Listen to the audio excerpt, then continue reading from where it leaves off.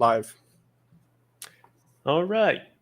Hello, everybody. Welcome to NextDev FM, a show for developers by developers.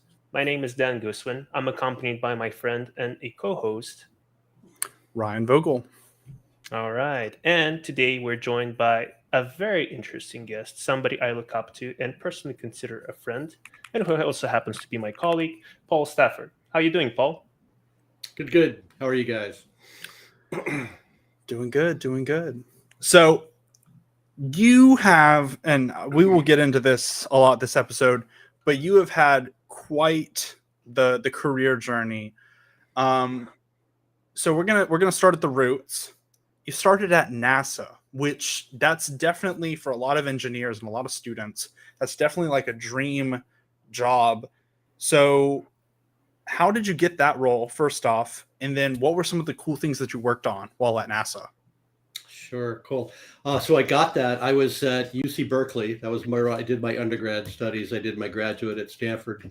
But during my junior year, I applied for an internship at NASA Ames Research Center. And there was quite a bit of competition, but I did get it. And so I worked for a summer with one of the groups there and did pretty well, ended up publishing a paper. And so when it came around time to start interviewing with a bunch of companies, of course, I interviewed with NASA and got the job there at Ames Research Center. I worked there at the Space Sciences Division. And specifically, what I did there was work in the infrared astronomy group. And for them, I did, it was sort of a jack of all trades. You know, I built hardware, both electronic and other physical things, and designed circuits and a low-level code to process images. So you guys might be familiar, but you know, infrared astronomy is kind of where all the interesting shit happens. Why is that? Right? Why? Well, because the universe is expanding. So you got redshift, and so the farthest and oldest objects are shifted deep into the infrared. So you need to be able to look into the infrared to figure out how the universe got created, where it's going, blah, blah, blah. So that's quite a challenge to look into the deep infrared, because deep infrared is heat, right? Warmth. And so your sensors, your imaging array has to be cooled. Otherwise, it'd be like staring into a white, bright light, right? Trying to see something. And we're talking cold, right? We're talking more than liquid helium cold. And so the sensing array was mounted onto a dewar with liquid helium in it, surrounded by a vacuum, surrounded by another dewar with liquid nitrogen, so that the liquid helium was radiating to something still pretty cold. Now that gets you down to liquid helium temps, which is around 4 degrees Kelvin. That's still not cold enough. And so, so how do you get colder than that? I don't know. Clue? Put it in the freezer. No, you pull a vacuum over it, because now what are you doing? What's happening, right? It's boiling at its surface, right? Where at the surface, those are all the hottest and therefore most energetic molecules of helium. And so they're boiling off. And so if you pull them off, if you suck them away with vacuum, what's left is colder. And we were able to get our sensing array down to a few tenths of a degree Kelvin. Wow. That is, I mean, I don't think in Kelvin because that's too scientific for me. How much is that in like Celsius, Fahrenheit? Well, that would be like minus 272.8. Yeah, that's just cold. Above. It's just above absolute zero. Yeah, just above, right? I mean, the molecules are barely moving, right? And so, and the arrays that we use were gallium arsenide arrays, which have a very small band gap. I learned how to specify all those things and design these sensing arrays, because if you use just an array in a camera, would have a very larger band gap to be sensitive to visible wavelengths. But we're looking for infrared, and so you want a much shorter band gap that is much lower energy.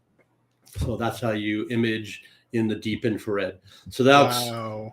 So I worked with astronomers and, kept the equipment, designed the equipment, and they would make observations and write papers and all that good stuff. One of the more So here we go into stories. One of the most fun projects that I did there was, so you have to remember, I was at NASA from like 78 to 85. And so that was the early days of the space shuttle. In fact, I was there when the first OFTs, the orbital flight tests of the shuttle, were done. And one of the big questions that they had was just how hot is the tiles on the bottom getting? Now, you can't just stick a thermostat down there, right, and say, well, how hot is that, right? Because basically it would just vaporize away.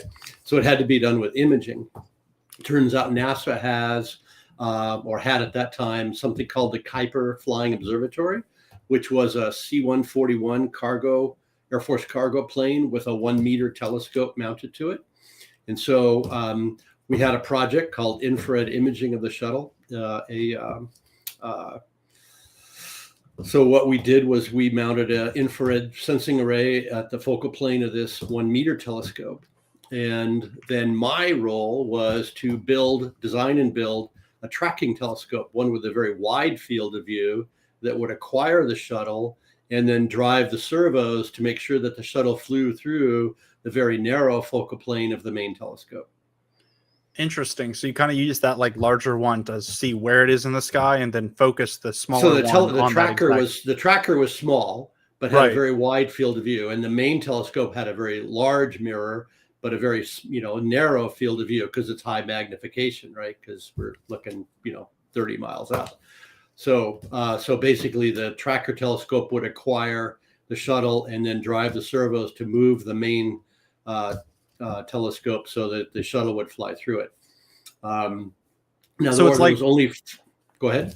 So it's like basically, for how I'm envisioning it, it's taking a really, really wide, low quality panoramic and kind of seeing what you should aim at, so that way you don't have to waste the high quality camera, and then and then once you find what you want to aim at, then aiming the high quality camera right at that, and you get the super good picture.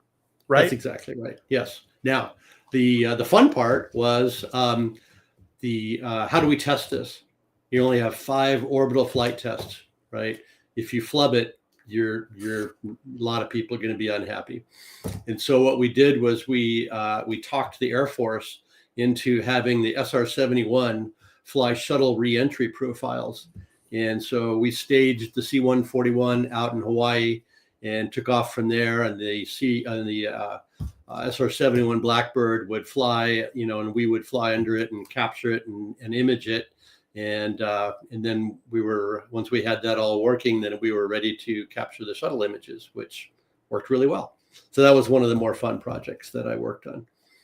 That is quite a project. I'm quite curious to hear what exactly was your contribution like to that. I designed the tracker telescope and built it. I see. And designed and built. Yes. Wow. So my career is a meld of hardware and firmware and software. Do it all. I mean, basically all the bits of engineering. That is incredible. Not many people can say that. I'll tell you that. And with NASA, I mean, you mentioned this briefly, that if you flab, if you make a mistake, a lot of people will be unhappy. In the worst case, lives will be endangered. People die. Yeah. I mean, that wouldn't be the case here. Right. Yeah. But still, it's really, really incredible. How would you work with that in mind? I work in a pretty safe industry, right? I write some code and, it's not mission critical. It doesn't affect human lives. I mean, maybe it affects human lives, but not to a degree to which, yeah. So, when you're working on that kind of stuff, I mean, number one, your hardware becomes, needs to become flight qualified. So what does that mean, right? I mean, so, first off, your designs, have to be peer reviewed, right? And then you build it and then you test it, right? Physically test it. So for example, the circuit board, the computer that, I built had to go through, both physically testing. So for example, it's on a shaker table, right? Which would apply all kinds of, vibration and stuff to it. It would go through heat and cold cycles. It would go through all kinds of physical things to make sure that we use the most robust flight hardware, you could have. So, nothing is just, off the shelf with NASA, right? It's you design it, lots of people look at your design, refine it, fix it, etc. So it's perfect. I mean, think about the Voyagers, right? I mean, here they are working whatever the hell it is, 50 years later after their launch, billions and billions of miles away, and they're still working because somebody did a really good job designing hardware that would survive, the radiation and gamma rays and everything else in deep space. So that's what it's like to build stuff at NASA. Do you think that all of those like checks, and because I've always thought this, and it comes up a lot in like modern software today, because you have these teams, like these massive teams where everyone's either like doing Scrum or whatever, and everyone's always got these checks and balances on everyone else. And in software, at least, it seems to slow down the process sometimes because you've got people whose jobs are just checking, not all the time, but sometimes it's been seen. Do you think all those like additional checks and balances at NASA, not checks and balances, but like the additional peer reviews is a process, right? They have our processes. Yeah. Do you think that slowed down like it's the nomenclature now to ship, but do you think it like slowed down the progress that you made at NASA, or do you think that was necessary to not have future mistakes, which would just slow down progress entirely? What are your thoughts on that? Yeah, I mean, it's just the way you had to work, right? And so schedules were built around that. So, this project was started with the process in mind. Hey, it's going to take us, 9 months to do this or whatever the hell it took us. Yeah, and there are different schools of thought when approaching project management, right? Some people are fine with going fast and breaking things, and some people are like all about doing things properly. And I myself am inclined to the second category when it comes to working with such critical industry. Yeah. Awesome. Well, NASA is like an incredible thing to have on your resume, but what happened after that? I know you moved into private sector afterwards. Yeah. So when I was at NASA, I did some, I guess you could call it pioneering work, some really interesting work, and wrote technical papers and such. And HP has divisions all over the U.S., right? I mean, there's one there's 2 or 3 actually in Colorado. There's multiple ones in California. They're kind of spread around.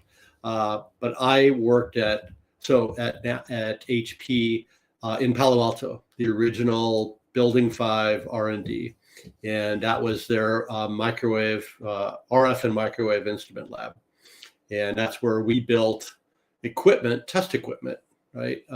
Designed and built things that other engineers would use, right? Things like RF and microwave signal generators and all that kind of stuff. And so they were working on a particular project, a RF signal generator that did rather complex modulations, 64 QAM, that sort of thing. I don't know if you're familiar with that, but fairly complex stuff. And they were having a great deal of difficulty getting it calibrated, getting this, the in phase and quadrature square. They were, getting all of those sort of things correct. So, lots of kind of difficult math, basically. And so they recruited me. They said, they reached out to me and said, hey, we've got a job here. And I thought, well, that looks like pretty interesting work, and a 40% pay increase also looked really interesting. So I moved over. And so worked there for a lot of years, doing, as it shows in my profile at Deaglo, doing a lot of stuff that's arcane and that no one really gives a shit about. So I went from NASA, where you do a lot of really cool stuff, and just working at NASA, you wander around and see all the different wind tunnels and different projects going on, and this, it's just a playground for engineers. And you go to HP, and it's you're solving very difficult problems for a very, very narrow audience, and so it was quite different, but rewarding in its own way. So both places, were really cool to work with, in that all of my peers were really damn smart. I mean, just really smart guys. Can't say enough about that. And so in both places, I was always learning and pressed to my max on what I could do. And so that was pretty rewarding. That's awesome. And I myself, whenever I am, looking for a job, I'm looking to end up in a position where I'm surrounded by people who are a lot smarter than me. And I imagine, that not being the case, you'll just not have fun, right? You're not going to have interesting enough challenges. I can personally speak on, if not my current, but previous jobs I've worked, where the level of, not necessarily that they were like stupid or anything like that, but just the level of them wanting to learn and them wanting to innovate was lower. And it just, every single day, it was just like, okay, here we are again. And it's never exciting to go to work. When you go to work, and especially in like startup land and all these different software things where there's always something new, I feel excited to go to work and start working on stuff because there's always something new to adapt to. There's always a new project, a new angle at something. And yeah, so I think it's more engaging to come into doing work. Now, speaking of different types of work, Paul, you've worked on both hardware and software, right? Which one came more natural to you? Which one do you like better? I'll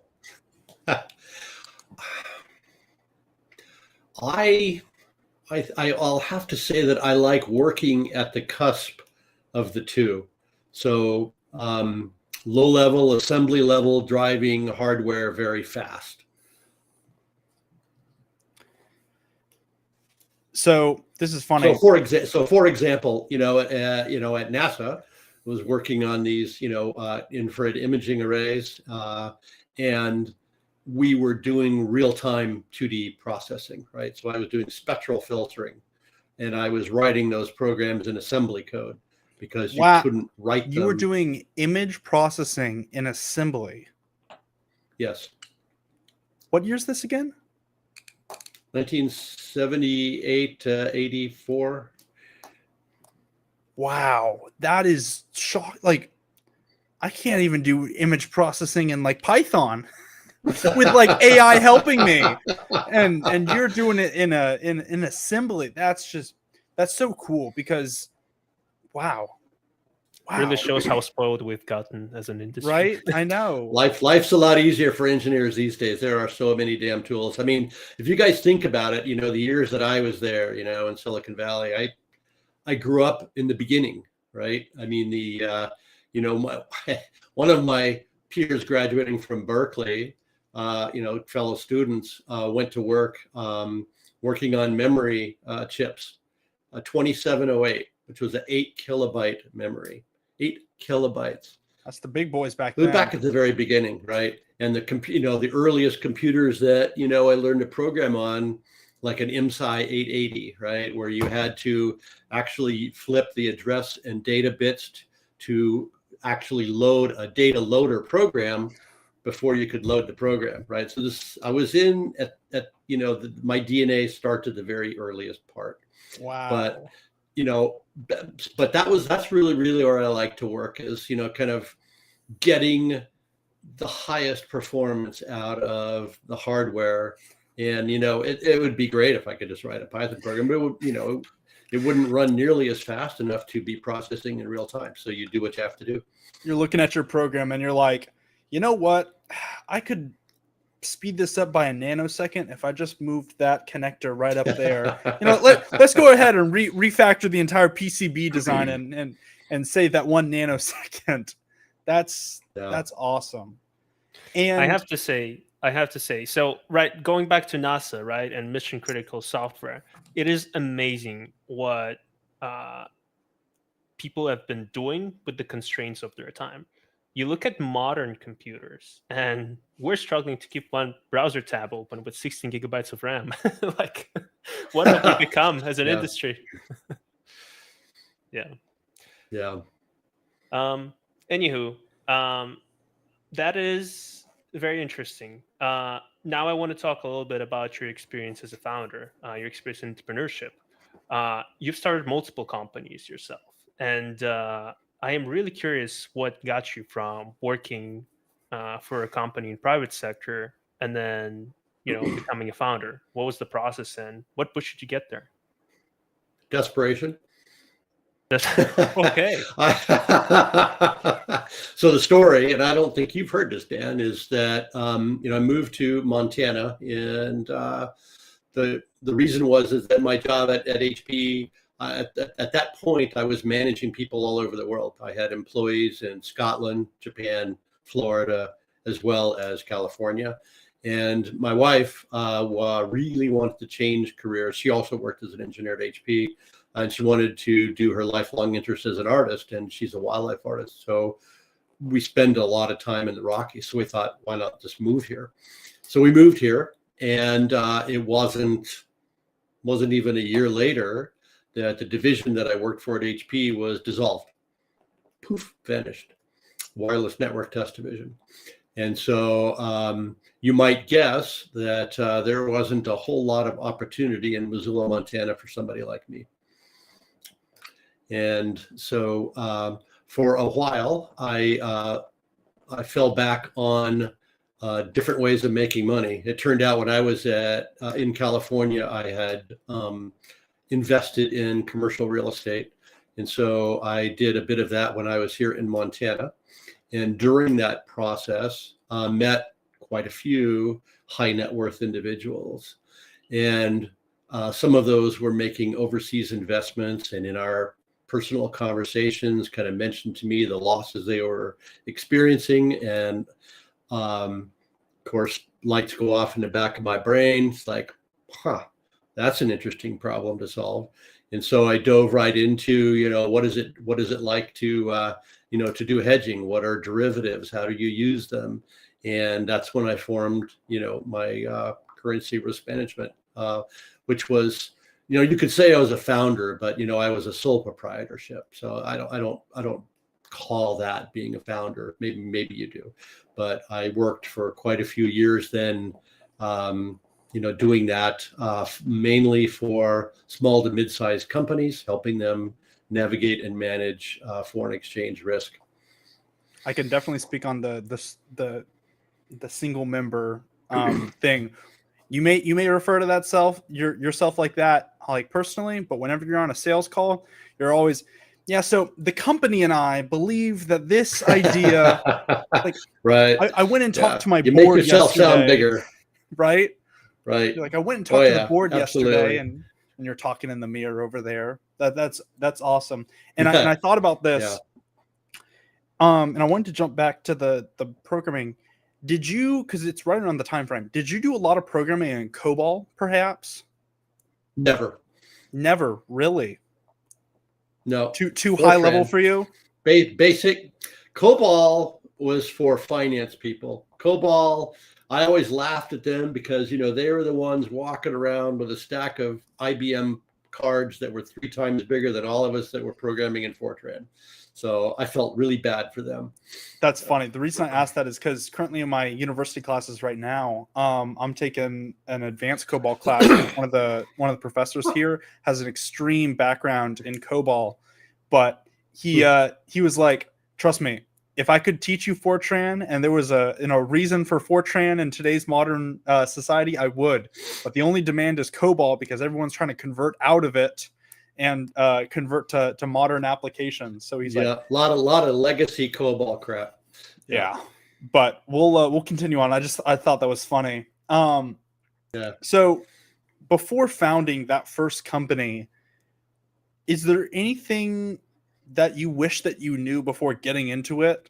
Like you could like time travel back and just be like, hey, don't forget to pay your taxes or something. No, I mean, I guess what I would say is, especially given, my second foundership with Deaglo is, it's so hard by yourself, right? You're wearing all the hats, you're writing the code, you're doing the marketing, you're doing the sales, you're doing the travel.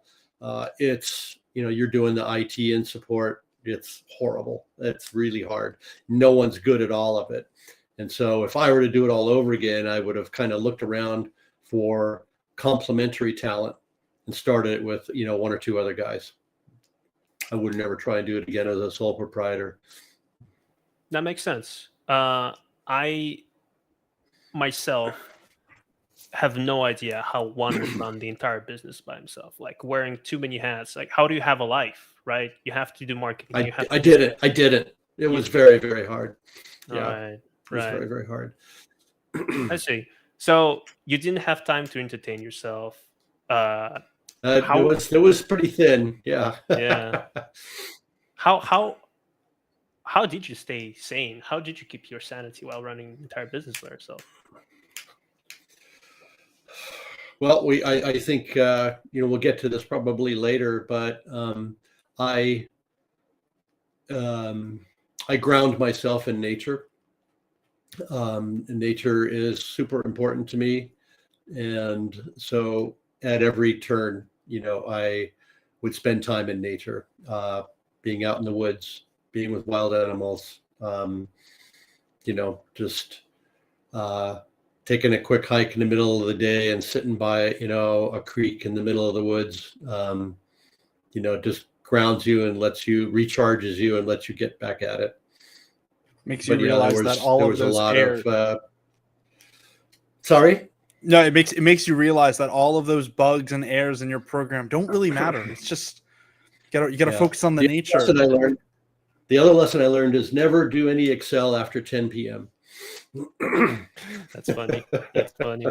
I have to say, this is a very valuable piece of advice that a lot of people undermine in tech space. It really does a wonder to your mind to exercise physically and take a walk. So, daily reminder for all the techies out there: go touch some grass. It does That's wonders right. for you. So I don't know if you explicitly said it, but you said that you could always identify the finance bros walking around with their big IBM punch cards when you were a techie, but obviously you did a big switch from tech to finance. What sparked your idea for currency risk management?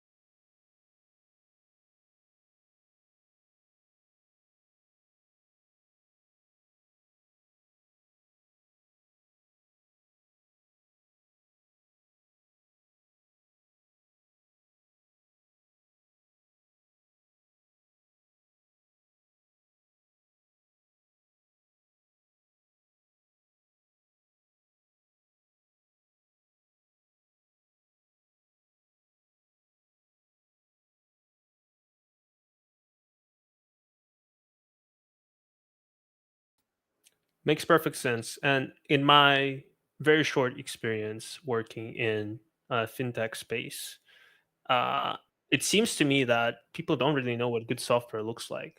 A lot of the industry is stuck on outdated technology, outdated software, just running the processes that already work. Why bother investing in them? That's why we're seeing COBOL and a lot of legacy code in the banking applications. Um, Anyway, one thing that really impressed me the first time I heard about it is the name you chose for your company, Currency Risk Management. That is just bold. How'd you come up with that? Were you thinking of SEO?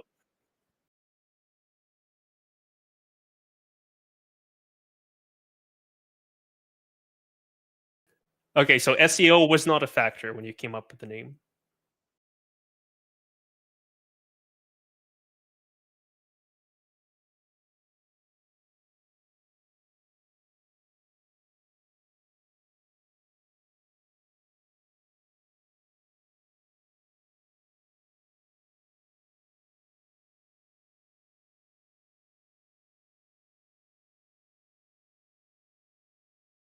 tell people, so it's and that way when people are Googling stuff, it's like, boom, I would just show up.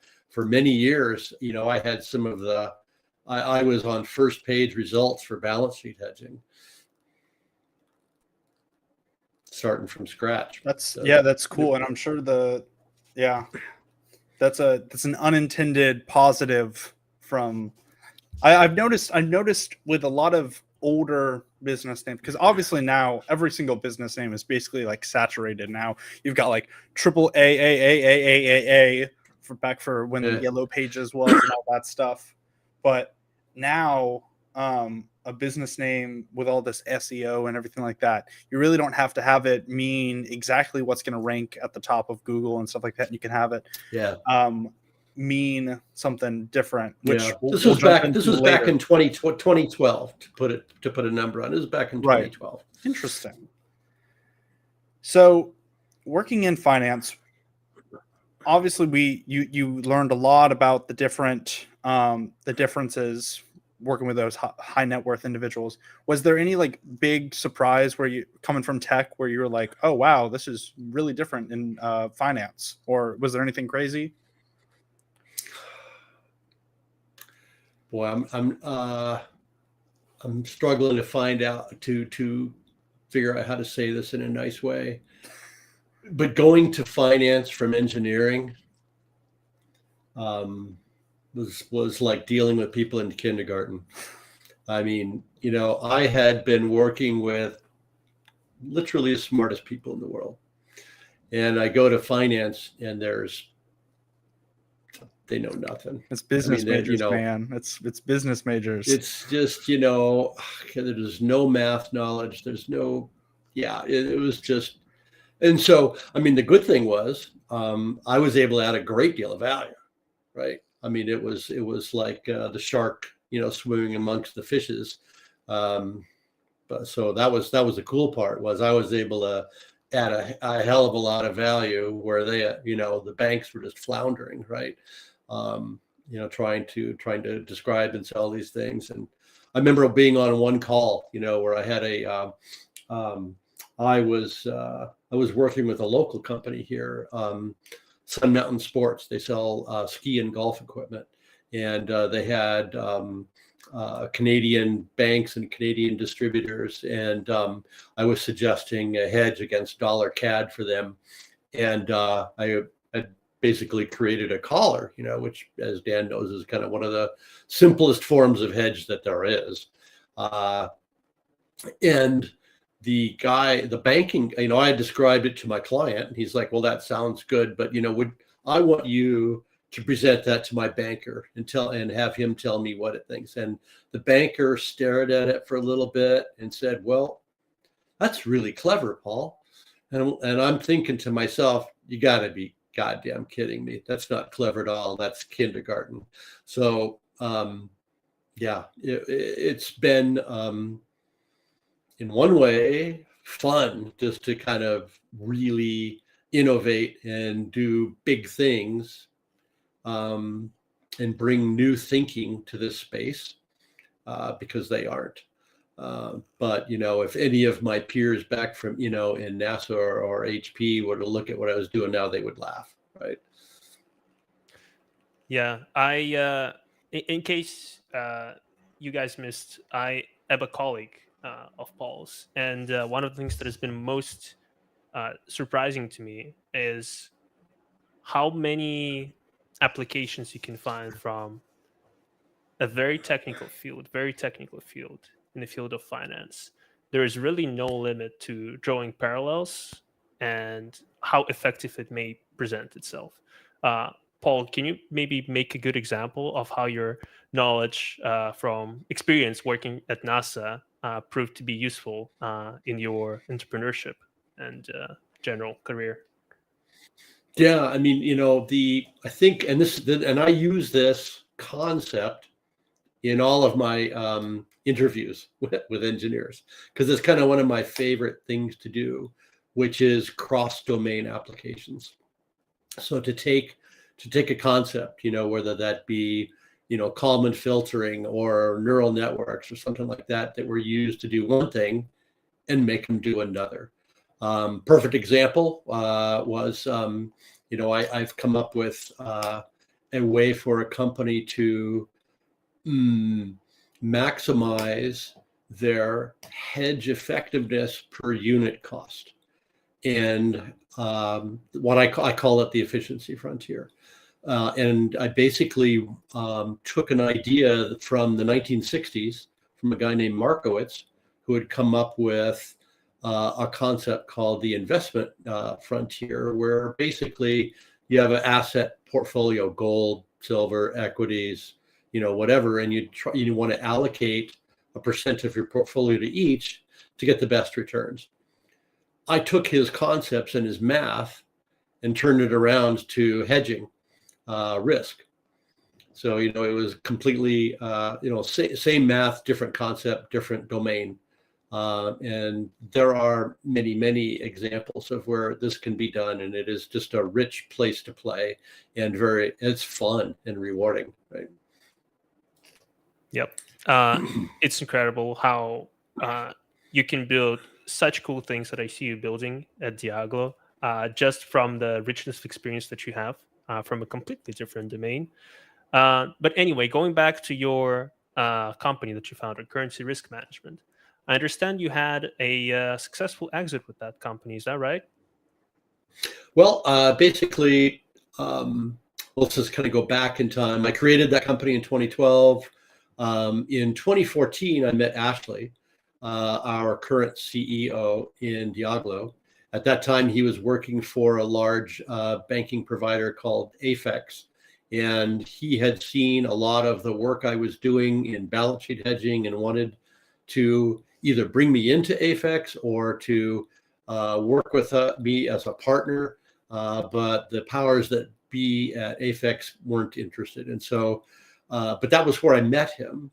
And so back 4.5 years now ago, Ashley had gotten just really frustrated with Afex and, not being able to innovate and do the things he wanted to do that he knew could be done. And so he decided to create Deaglo, and I was the guy that he reached out to and said, would you be a co-founder with me in Deaglo? And as a part of that deal, all of my inventions, I guess you could call them, algorithms, all that sort of stuff that were the IP of my company became part of Deaglo. And that was kind of my ownership in Deaglo was based on that. So that was what happened. That's super cool. So it basically, because he acquired your company, and he was like, all right, jump on for the ride. So that's super cool. Exactly, right? I mean, I had a bunch of applicable IP, and so I was like, we'll start this new company, and we've already got IP to go that's already proven. It's already been in use for 6 years, right? So it's not like a brand new startup, where they don't have any clients, they don't have any IP, and they're just going to invent everything from the ground up. I enabled us to get a jump start on all that, so that we never took any outside money, right? Ashley funded the first 6 months of the company out of his own pocket, and then past that, we were self-funded. We were already making enough money to pay all the salaries and hire more people, and never had to dilute the company. That's awesome. So before I met Dan here, I didn't actually know of Deaglo. So could you explain a little bit, like, what is Deaglo, and like what your day-to-day is, and like what your role is in that? Sure. So Deaglo is basically a fintech company. Fancy way of saying, that we use technology in finance. And there's really two components to it. There is a platform that users can get onto and use various tools that we've invented to help them measure their risk and manage their risk and then exit from their positions. And then the other piece of it is we have an advisory arm with 2 or 3 very talented, smart guys that just work directly with end users and use our tools internally to solve those problems. So we have, And we started off with just advisory. In fact, it was really just, the founders, me writing code for problems that we found, right? Like, I'll give you an example. The first 6 months, we were introduced to an investment fund in Brazil who attracted US investors, and they had run multiple funds before. The first fund did really well as denominated in Brazilian reais, but it did terrible in dollars. And that was because the US investors were not hedged against the FX risk. And so working with the investors and the GP, the general partner of the investment fund, we started to create tools that we could demonstrate how we were going to solve this problem to the investors so that they would have confidence to invest again, and that FX loss would not impact them, and they would enjoy returns that were similar to the Brazilian reais returns. And so we grew organically very rapidly. I would just keep inventing new tools that we could communicate the risk and figure out exactly the best hedges and figure out the impacts to various metrics like IRR. We were so successful at that the investment fund GP actually had Ashley and I on the calls with the investors. So for example, CalPERS, right? The California retirement system was one of those investors. And so the GP just trusted us to talk to the LPs, and we would explain what we were doing, and the LPs were going, that sounds great. We're in now. Yeah, that's quite a success story. So that's how we got going, and that's what we do. My role is CTO, Chief Technology Officer, although I think Dan probably deserves that term more than I do. But my role is basically the best, funnest job in the world, which is to ideate. What do we do next? What I get to think up new stuff, and it's very definitely my happy place. I could not, having started where I did in the tech world, I know a very great deal about low-level algorithms and coding. I know almost nothing about modern web programming. And so, it's great to have Dan's team take my ideas and bring them to life so that other people can use them. And that's kind of what happens. That's the way it works is I come up with stuff. Sometimes I prototype it, or sometimes I just describe it in great detail. And then they design the UIs, and we test it with our advisory team. And then they create, new iterations of our platform with these new tools all the time. And so that's kind of my role in the company. Is to kind of keep the creative engine rolling and to deepen the moat, the competitive moat against others who might try and emulate and compete with us. And, so you're just the guy that they lock in the room and just spew out crazy ideas, and that they say, "Ooh, that's a good one. That's a good one. That's a good one." That's pretty much it. Yeah. That's an amazing position right there. Yeah, it is. Yeah, and so yeah, I've got a pretty nice position and a pretty nice life. I live out here in Montana, and get to do that kind of thing in the tech world. It's pretty cool. It is pretty cool.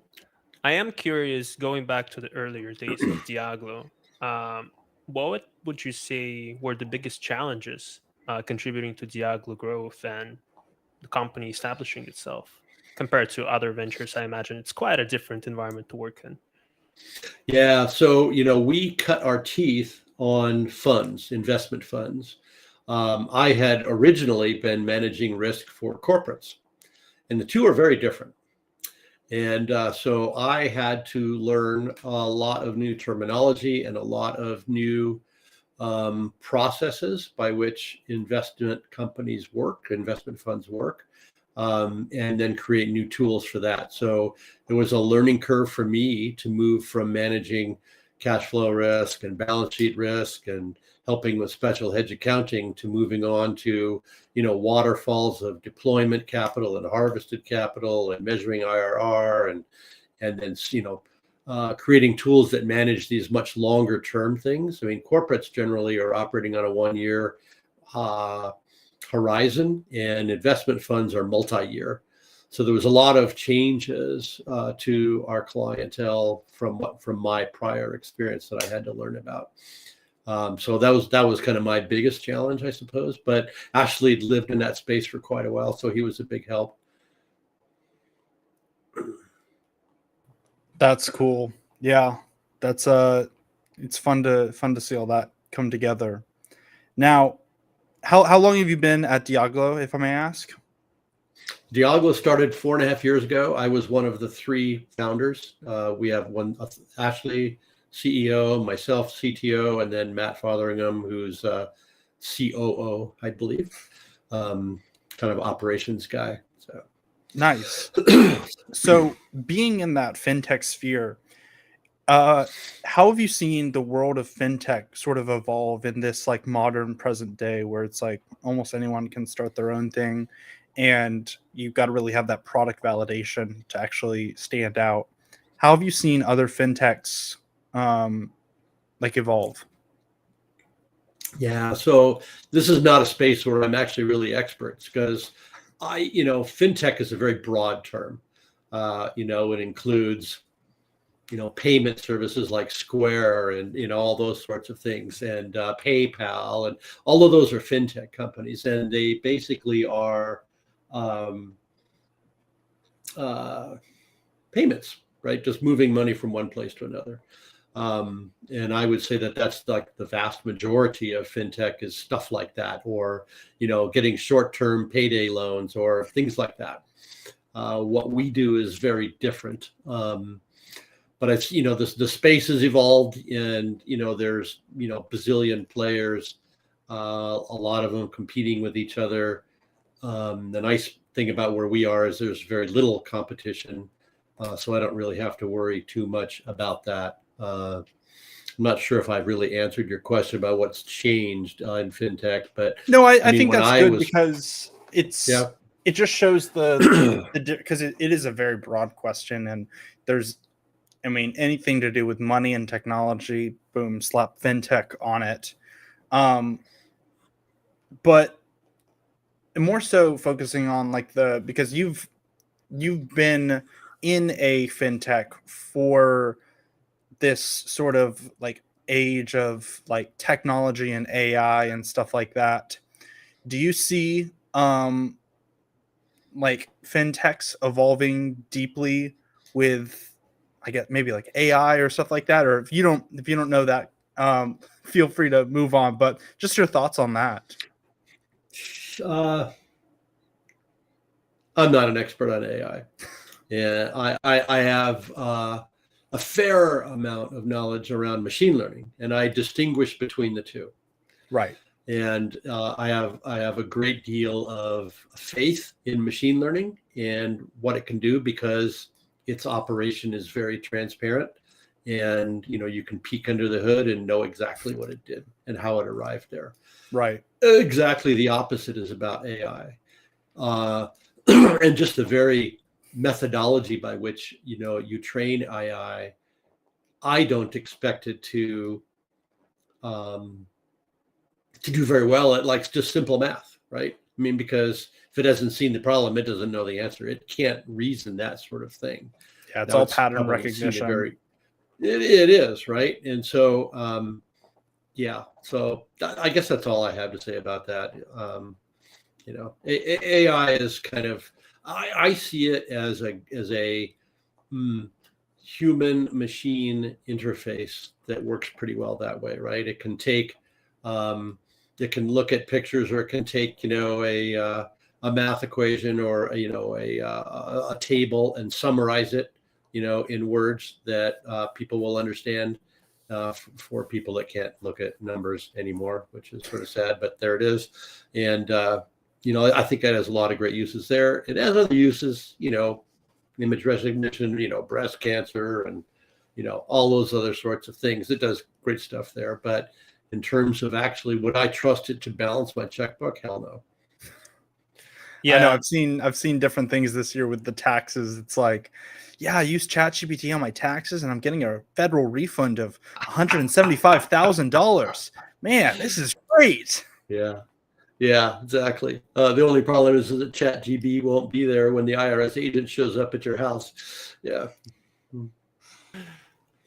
Yeah, one thing that you briefly mentioned as you were talking about interpretability, right? In machine learning, you can see what's going on under the hood. With language models, not so much. Isn't it a bit concerning how, in general, we're moving away from interpretability in machine learning and intelligence in Oh, general? very, very. It worries me a great deal because a lot of, AI is like the next shiny thing, right? And people are pouring billions into, building, vast compute centers and nuclear reactors to power those, compute centers. And I mean, the amount of resources being poured into it is crazy. Although the DeepSeek, I guess, has sort of put pay to that one in terms of you guys don't really need to do that. But um, I think it's. I think there's a lot of hype. I mean, to talk about something that's actually reasoning, I don't believe it's reasoning, right? You might tell it to go reason, and okay, well, it probably goes and looks up a few more things. But I've seen a few too many six-fingered hands and three-armed people to trust AI with much at this point.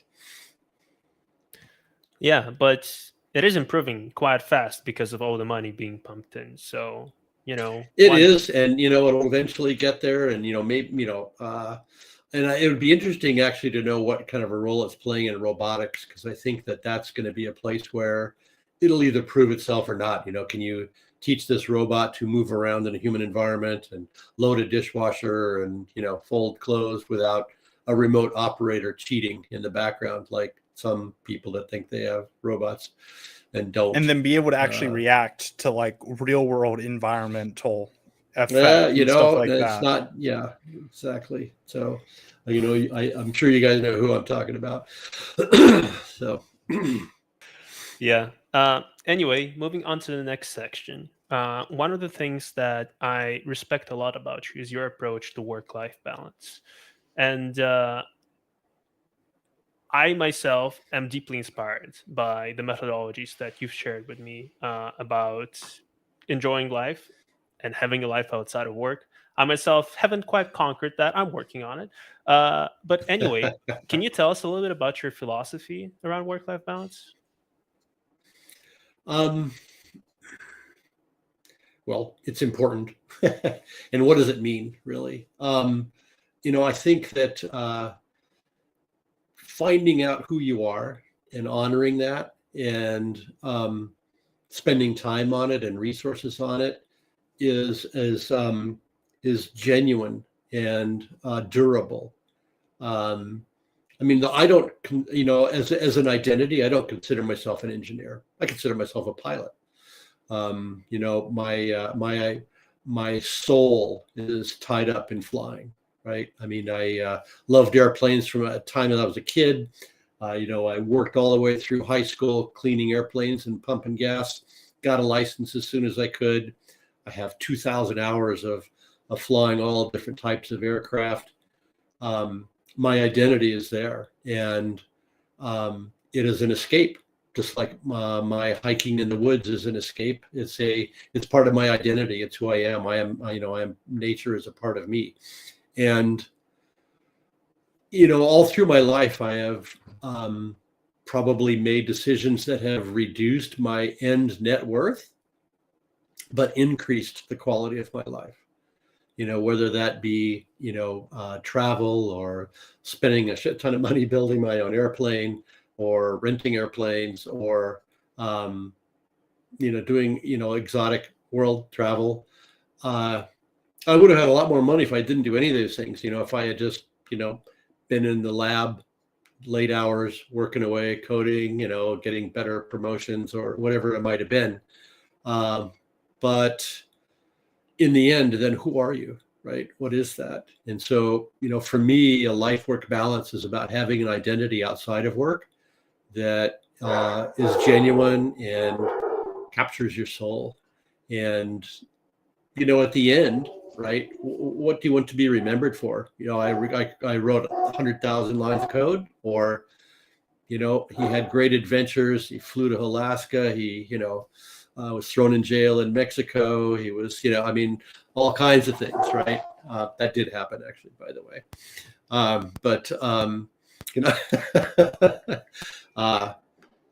Life work balance is about, being a well-rounded person, not one-dimensional. And I guess that's kind of, and I always have honored that throughout. I mean, when I was at HP, when I was at NASA, when I met Deaglo, Daniel can tell you, you look at my calendar and the middle of every day is carved out, right? It's blocked out. This is the time that I spend hiking in the woods with my dogs and eating lunch and working out. And it's sacrosanct, right? It's just there every single day.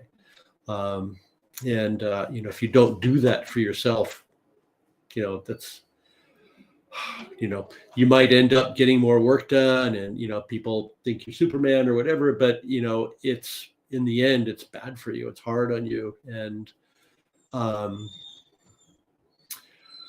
so a story, this is a founder's story. 4.5 years ago, Matt and I traveled to New Jersey to meet with Ashley to talk about our company that we were forming. And we stayed there for 3 or 4 days. And there was a lot of late nights sipping single malt, which is my favorite beverage.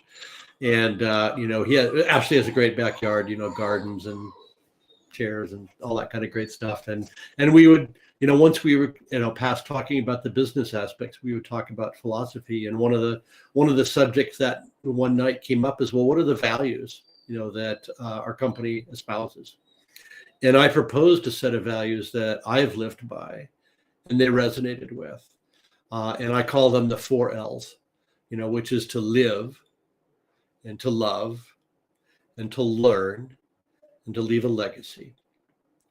And if you do those, then you will have a life well lived. Now, engineers that just keep plugging away, they do great on the learn, right? And the others get forgotten. Anyway, I guess that's my way of answering life work balance and the values that are important to me. Yeah, I think it's a big thing if you work your entire life and you become this trillionaire, but you're 95 years old and you have 2 years, 3 years to spend $2 trillion. It's not really that fulfilling. And I don't know how many different vacations you can go on when you're at the end of your life and you've just got all this net worth, but you got nothing to really show for it. I like that ideology of, it's like, you want to work hard and be successful, but you also want to devote time throughout that journey to actually reap your rewards and appreciate the work that you've done and look back, because then that will make you more actually, like, I guess, appreciative of the work that's to come, because you realize, okay, this work is actually going to be helpful to me in the future. And I wanted to just I want to hear a little bit more on your part of your work-life balance of building an airplane. Could you go into a little bit on your story of that? Because I really don't think anybody else can just say, hey, yeah, man, I gotta jump off this meeting really quick. My Cessna is missing a wing, and I gotta go rebuild that really quick. Yeah, it's definitely a unique experience. It was. I mean, it's not unique to have done, and lots of people do it. There's lots of kits out there that you can use, that you can do now, and back in the day, I was a new engineer, and I loved flying and wanted an airplane, and the most inexpensive route that I could see was to build my own. I mean, at a time when, airplanes cost, $100,000, $200,000 just to get going. I built my airplane for around $26,000. It was, at the time, the engine was the most expensive at around $6,000. I think all of the materials. I mean, it was, radios and things like that. But basically, I bought a set of plans, 40 D-size sheets of plans, and they basically just, you just start making parts and riveting them together. So I taught myself how to rivet. I built jigs to hold things, in place while you did so. Learned all kinds of things. I mean, sealing up fuel tanks and, fuel lines and control cables and balancing control surfaces and, all that kind of stuff. So, there was lots of cool new skills to to do. And so it took me 5 years to do it. And that was 5 years of most evenings and at least one full day every single weekend to build that airplane. And I finished it. And when you build an airplane, what's called an experimental airplane, when you've built it yourself, not a certified airplane, you have to go through a 25-hour flight test period where you're just flying it yourself and you go through flight test. And having come from NASA, I knew how to do flight test, right? So I was able to, measure the stick stability, stick free and stick fixed stability. And, I created my own VN diagrams for my own airplane and, I basically created my own operating handbook for my airplane. And then as soon as I was finished with that flight test period, I could carry passengers. And so that was June. And I think I got the idea about flying to Alaska and posed it to my then girlfriend, Julie. And so we went up with another guy in his airplane and a couple of other people in his airplane. So the 2 airplanes. And we spent 2 weeks flying up and back to Alaska and had a lot of very cool adventures. Yeah, it was pretty neat. And then after I got back, I used it for what I wanted to use it for, which was to compete in aerobatics. And so I did quite well in sportsman level aerobatics. There's 4 different levels. There's sportsman, intermediate, advanced, and unlimited. And those have to do with both the complexity of the maneuvers that you do, as well as kind of the airplane you need to be able to fly to do it. Sportsman level aerobatics, for example, is all positive G. So no outside maneuvers like outside loops and things like that, which I find terrifically uncomfortable to do. But yeah, so I flew that for a whole bunch of years and then decided I wanted to get into backcountry flying and camping and that kind of stuff. And so there's a whole bunch of airstrips in the mountains of California and Idaho and Montana, just little dirt strips out in the middle of nowhere that the Forest Service created. And so my plane isn't ideal for that. So I sold it and bought a Cessna 185 and learned bush flying. So I learned how to land, with a full airplane, full camping gear into small strips. And there you are in the middle of nowhere, middle of the wilderness, and set up camp. And that was pretty cool times with that. Do you still have that Cessna? No, I sold that to buy a share of what's called a Piper Malibu. And this was a business airplane, and I was using this for doing my commercial real estate stuff. And basically, it is a 6-seat pressurized, turbocharged, all-weather, flight into known icing airplane. Flies at, it flew at 220 knots, which is around 250 miles an hour, cruised at 25,000 feet, and enabled me, and it's all weather, right? So you can fly it in, clouds and snow and ice, and I actually find a great deal of pleasure in flying in all weather conditions, to take off, disappear into the clouds, fly for an hour or two, and then descend out of the clouds, and boom, there's the airport right in front of you. That is quite a thrill, actually. It's real life teleporting. Instrument flying. Yeah, it's just a culmination of flying skills. I also have a lot of time in warbirds, so whole different subject that we're already over time. But yeah, I've flown Sea Furies and T-28s and Albatross, a bunch of different warbirds. So back when you had that Cessna, let me ask, were you like sitting back, cracking open like a Coke or something like that? And you're like, you know what? Let me go fly out to Dallas really quick. And then you just jump in your Cessna, do your pre-flight checklist, and then be out of there? A little bit more involved in that. I'm an engineer and I'm very analytic. And so, there's flight planning and filing a flight plan and all of that sort of stuff. So no, nothing like that at all. That's funny. That's incredible. I mean, who else can brag that they built their own airplane and, flew to Alaska on it? Like, oh, you flew to Alaska on Cessna, right? No, in my on your own plane. The one we built. Yeah. Yeah, that is incredible. That is incredible. That was quite a journey. How many miles is that? Oh God, it's a lot. I don't remember, but I'm sure that it was at least from California. It was probably 3,000 miles each way, 2,500 miles each way. Yeah, at least 3,000 miles each way. Yeah. Yeah, that is incredible. That I'm not sure how safe I would feel trusting my own piece of machinery to travel thousands of miles. But hey, you did that. That is encouraging. That is encouraging. And I understand the certification process or whatever, test flights, right? On experimental planes. They're quite, what would I say? What would I say?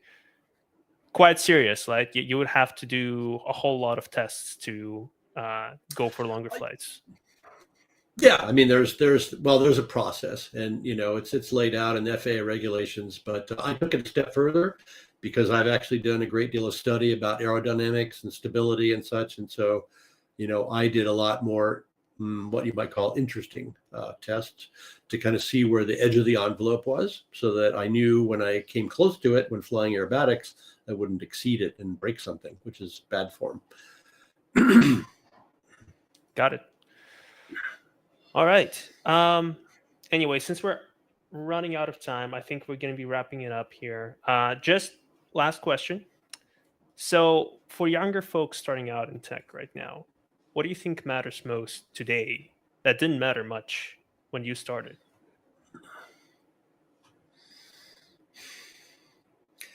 Yeah, good question.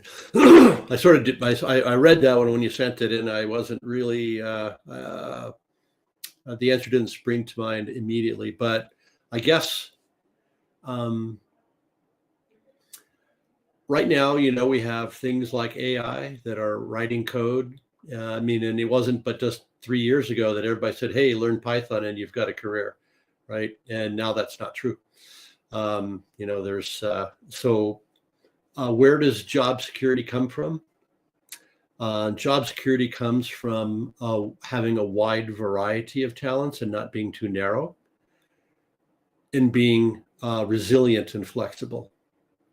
I mean, if you think about my career, I went from designing infrared arrays and hardware and CPUs and writing assembly code to writing higher level code in finance, and I mean it was all over the map, right? And it always meant that I always was able to add value. And so the more skills you have, and I guess what I would say is, and this is probably not a normal thing to say in you guys' line of business, but I would say that, how many different packages, so here's your, package for UI, and here's packages for visualization. There's a billion different ones of those that, that I see you guys using all the time and announcing and everything. And to me, that's all on the same dimension. It's not a different dimension. And so I think that, expanding your dimensions in digital hardware and just engineering in general and maths is going to give you the flexibility to adapt as the world changes, and so that you're always going to be able to add value. Yeah, your career is proof to that, actually. You jumped quite a few areas. Anywho, pinky promise, very last question. Okay. So if you were to go back in time and talk to your younger self, what would be one piece of advice that you would give yourself? Whoa.